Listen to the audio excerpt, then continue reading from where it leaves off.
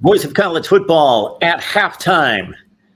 Nearing the half all over the country.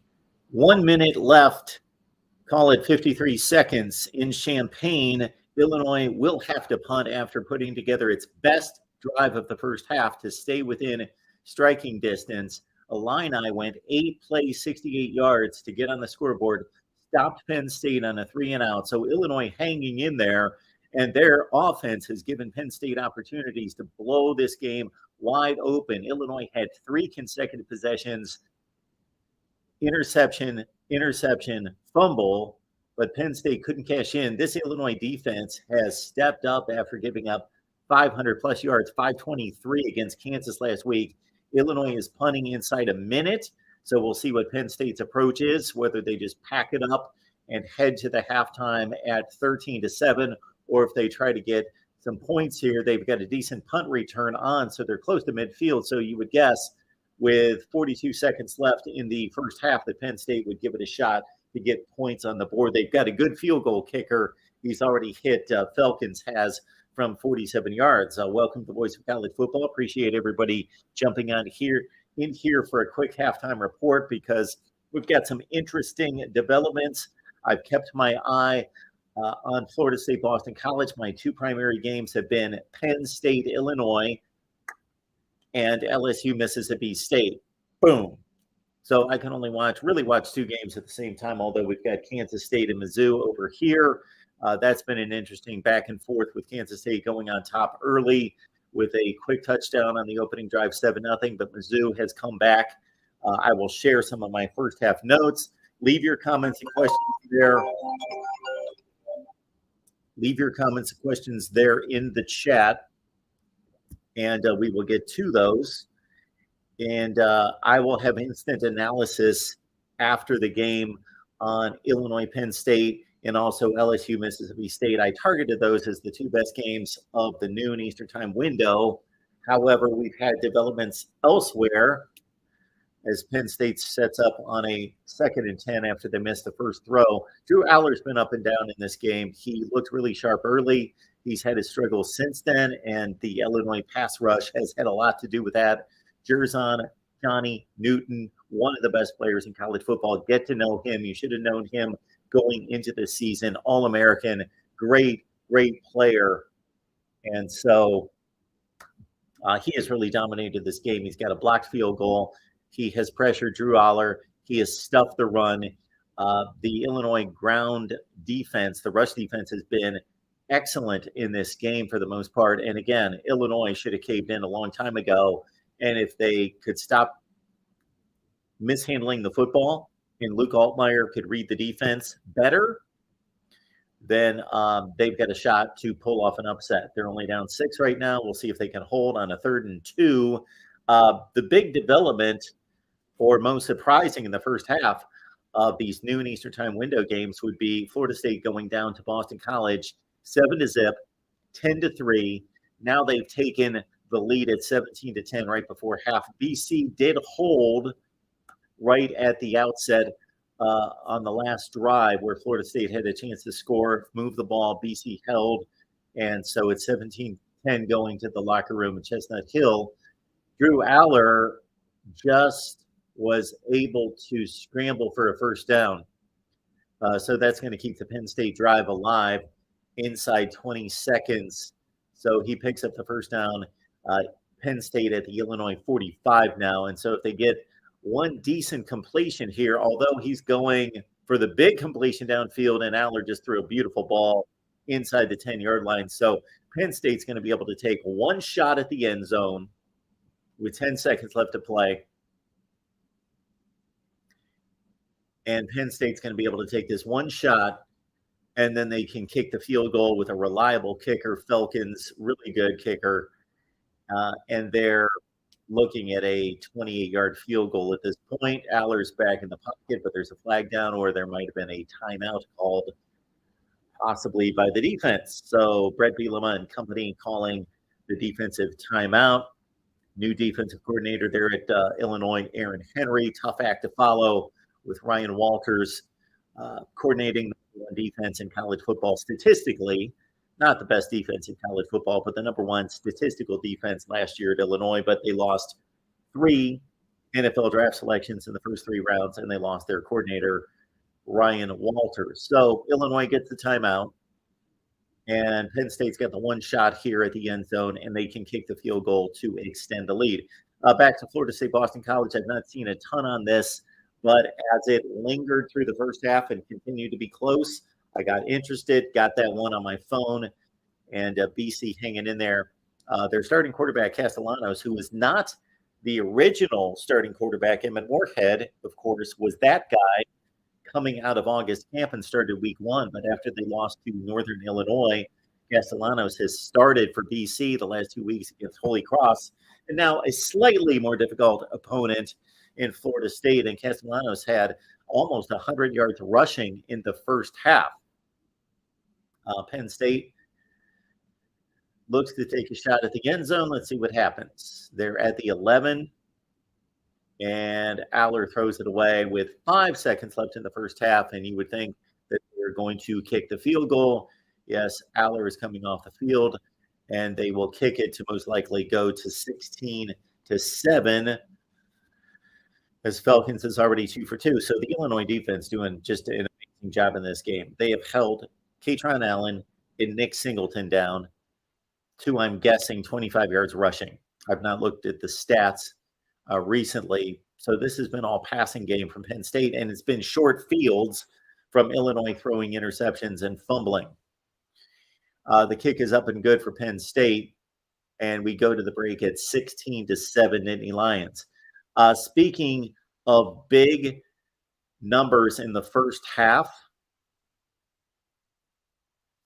Malik Neighbors has 188 yards receiving for LSU at the half, and the Tigers lead Mississippi State 24-7. Harold Perkins, we talked about Jerson Newton being one of the great defensive players in college football. Of course, Harold Perkins, who I said all offseason was the best player on that side of the ball last year that I saw in terms of making game-changing, disruptive plays and basically winning games. Arkansas, single-handed. He's having a great first half. The LSU pass rush has been just all over Will Rogers. 3 for his first 11 in this game for 19 yards, and he has not had a prayer, not had a shot.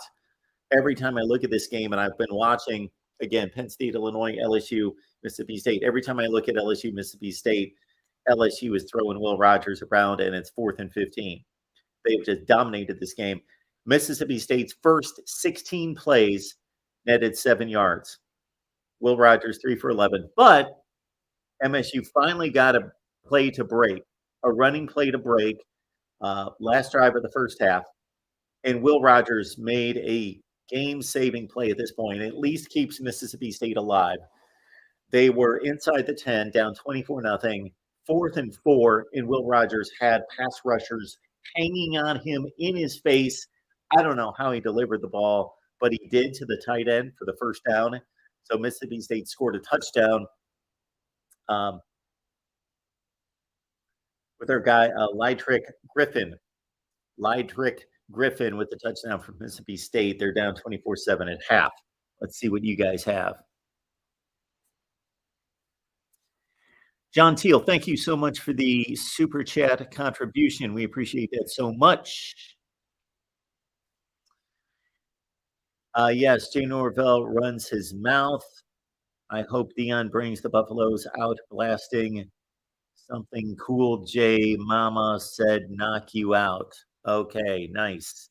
Send me the Super Chats. We appreciate that. John Teal, I apologize if I didn't read that correctly. So we can talk a little bit about that.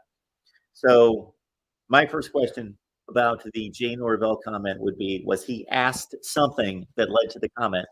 So it's one thing to go out bashing people and their style, their approach. Is there anything morally wrong about Deion Sanders wearing sunglasses and wearing a baseball hat while he's conducting interviews? No. Some people would consider it disrespectful. Jay Norvell does. That's up to everyone's opinion. But there's nothing morally wrong about it. But there's also a consideration to be made that was Jay Norvell asked something that led to that comment, or did he just go on a rampage and want to blast Deion Sanders? Regardless, Deion Sanders is taking this personal, making this personal. He loves to say that.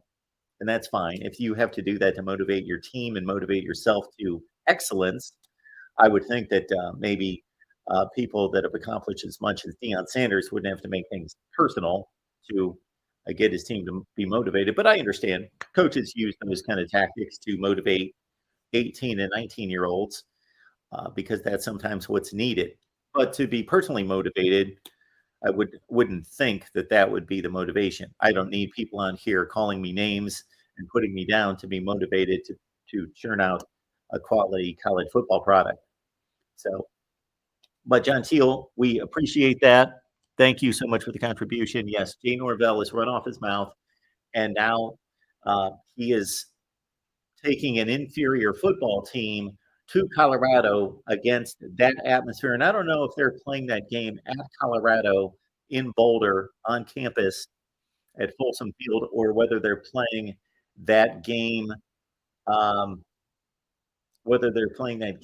a neutral site in Denver, because that's what happens in that rivalry. Most of the time they play at the former Mile High Stadium, Invesco Field, whatever they call it these days, in Denver at the Broncos Stadium. So that's typically what this rivalry, what the location is. So I don't know where they are. 23.5-point favorite is Colorado. They've got the better team, the better offense. Shedeur Sanders has been amazing. Travis Hunter has been amazing. And the rest of the crew there, Dejon Edwards and Dylan Edwards, and the two South Florida transfer wide receivers as well. All right, we'll take your comments some more here. Well, Corey, I didn't realize that you were just calling me to talk live here. So if you call back, Corey, we'll take your call. We'll put you on the air. But I thought that was just a personal phone call that I could not, of course, take since we decided to go live here with a quick halftime update. So those are the four major games. Mizzou and Kansas State are back on the field. There's 11 minutes left in the third quarter, and Kansas State's got something going here, but they miss on a first down pass. And so Kansas State trails Mizzou 17-14. Of course, Kansas State and Mizzou are both 2-0.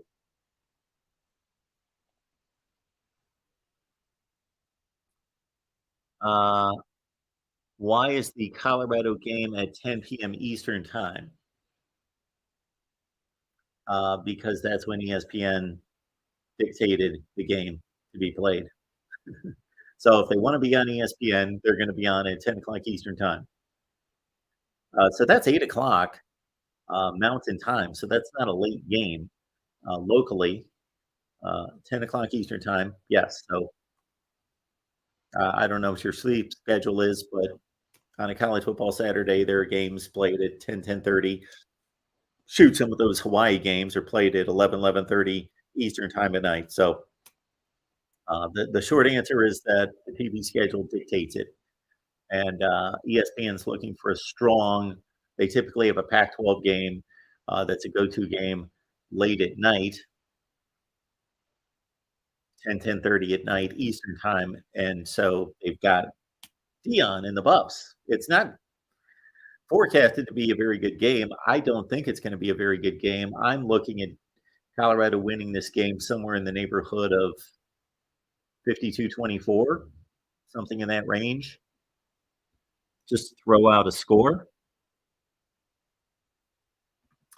So Knox King 94 is letting us know that Jordan Travis is hurt or hobbled or something. I did not see that. So hopefully he's just nicked and that he's fine.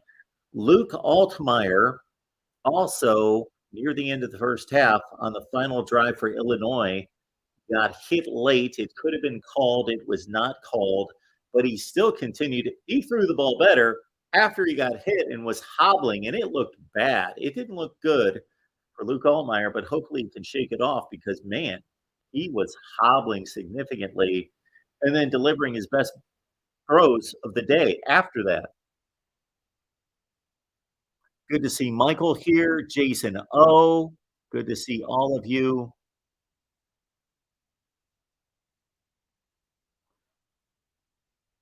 Michael, hey Mark, how you doing today? I won't be at the Purdue game tonight because I have to observe the officials. Okay. All right. Jason O. Norvell was just running off at the mouth. He literally said, I don't care if they hear this in Boulder. If it wasn't personal, what was it? A general comment. I didn't say it wasn't a personal. I think we're overstepping bounds to a certain extent to say it was an attack. So I was about to use that word, personal attack. He was just making a he was making a comment. I'm not defending Jay Norvell's comments. Uh, he decided to make a comment about Deion Sanders' apparel that he finds it disrespectful. He has every right to do that. Should he be doing that? I don't think so. Um, I don't have an opinion one way or about it or another in terms of Deion Sanders being appropriate or respectful in interviews or news conferences. I do know, Corey, will take you in 2 seconds. I do know that Deion Sanders has made comments about other things being personal that aren't personal. So Deion Sanders needs to learn that there are media. I'm not talking about Jay Norvell. I'm talking about media that are simply doing their jobs. And as long as they're fair, as long as they're accurate, as long as they're objective, as long as they are using facts and logic to come to some sort of conclusion or projection, then they're doing their jobs. And that doesn't mean everything that ever is stated or printed about Deion Sanders and his football program is going to be favorable. And Deion Sanders should be okay with that. He needs to understand and have a little bit thicker skin than he currently has. He takes everything way too personal. And again, I'm not talking about the Jay Norvell comments because he could take those personal. I would kind of laugh those off if I were him. I would just, if I was asked about it, I'd say that's kind of funny. But that's Deion, and Deion on the field is successful. Acts a little immature at times, but on the field, extremely successful. All right, Corey, turn that down. I'm going to get taken off here. So let's kill that. So we took Corey there for a second, but I could hear nothing but TV audio. So just strike for that. I don't really need to go into this anymore about Jay Norvell wearing visors or whatever he does. Who cares? All right, Penn State does not look great. DeVito at Illinois would be winning this game, maybe. I think Penn State looks great in some ways, and in other ways they don't look great. I think their passing game looks pretty good. Their run game does not look good. But I tend to favor Illinois in the run game. Illinois has got a tremendous defensive front and linebackers. Their front seven, especially the defensive line, is first rate. So I'm not that surprised that Penn State can't run on Illinois. Yeah, Illinois, Penn State caused those turnovers to a certain extent. I'm not going to go through all the turnovers. We'll do some instant analysis after the game. So we'll tear this one to shreds and go through it. But yeah, Penn State doesn't look great. They don't look awful. They're in control of this game, but it could be a blowout at this point. When the top 5 team in the country is handed 3 consecutive turnovers, or they cause them, I think it was a little bit of both. They should have a better handle on this game against a team that appears not to be a really, really good team. They appear to be a decent team. Illinois appears to be they're a bowl qualifying type team. But And in this division, the Big Ten Western Division, they might be a contender because the Big Ten West, wow, Wisconsin's already lost. Iowa's not looked great. Minnesota's got a difficult game that obviously doesn't factor into the Big Ten West, but just evaluating level of play, we've already got 2 disappointing losses out of this division. Well, shoot, that's not even counting Nebraska. They're a disappointment unto themselves. They are just an albatross at this point unto themselves. So let's dismiss Nebraska out of the Big Ten Western Division equation and talk about the contenders. And Wisconsin's already put down a bad performance at Washington State, and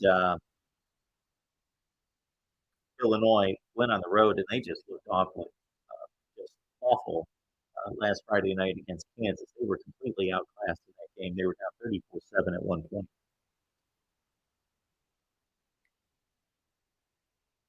Oh, Michael, the game is in Boulder. Okay, very good. The game's in Boulder, so that's not the best.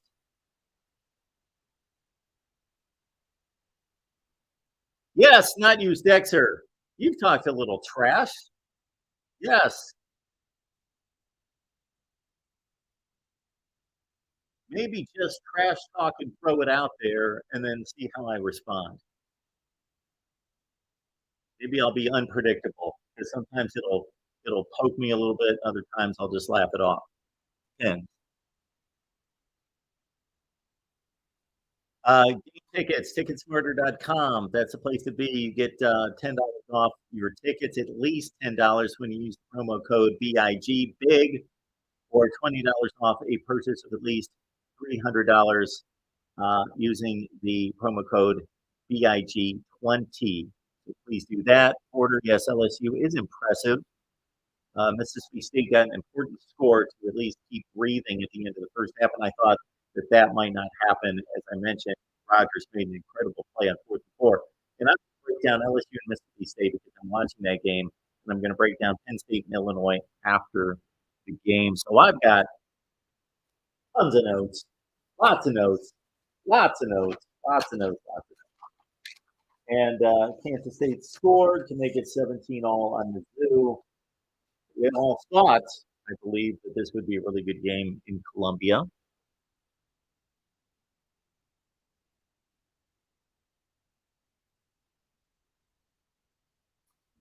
DeReal, I've not seen this score. We'll have to run down the scores. DeReal says that ODU is dominating Wake Forest. Check that one out. Hey, Corey, should I give you another? If Corey can let me know that the sound on the broadcast, there we go, dead silence. No, it's not. Okay.